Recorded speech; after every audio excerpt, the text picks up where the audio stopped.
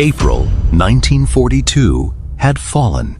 Thousands of exhausted Filipino and American soldiers slowly emerged from the jungles of Bataan, starving, wounded, and defeated. For months, they had fought without enough food, medicine, or ammunition. Now, the war was over for them. Or so they thought, because what awaited them next would become one of the darkest chapters in Philippine history. A brutal journey under the burning heat of the sun. No food, no water, no mercy. Part 1. The Fall of Bataan. December 1941. Just hours after the attack on Japanese forces invaded the Philippines, American and Filipino troops were pushed back toward the Bataan Peninsula.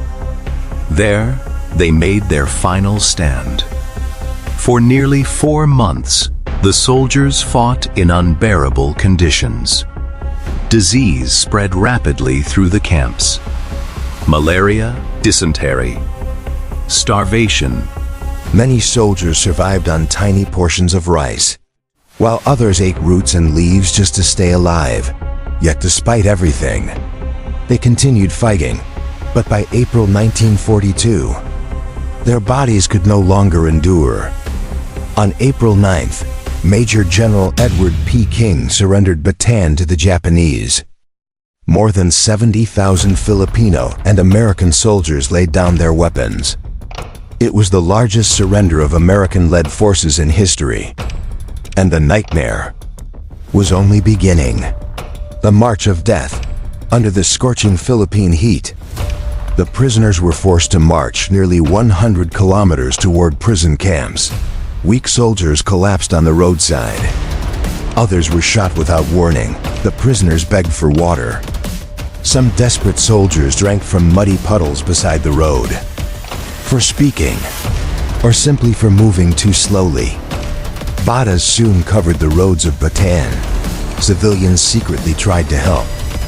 Filipino villagers threw rice balls and water to the prisoners whenever guards were distracted. But helping the prisoners was dangerous. Some civilians were beaten or killed for showing mercy. Day after day, the march continued under the burning sun. Past dead bodies, past destroyed towns. Past soldiers who would never return home. Camp O'Donnell, the survivors eventually reached. But the suffering did not end there. The prison camp was overcrowded. Food was scarce. Clean water was almost impossible to find. Disease spread quickly through the camp, every single day. More prisoners died. Thousands of Filipino soldiers never made it home. Many families would never learn where their loved ones had disappeared. The death march became a symbol of unimaginable suffering and extraordinary endurance. Years later, the world would remember the horrors of as one of the greatest war crimes of World War II.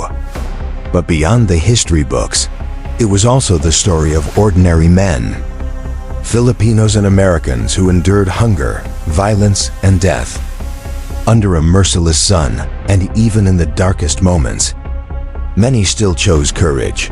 Many still chose humanity. Because long after the guns fell silent, the memory of Bataan would never be forgotten.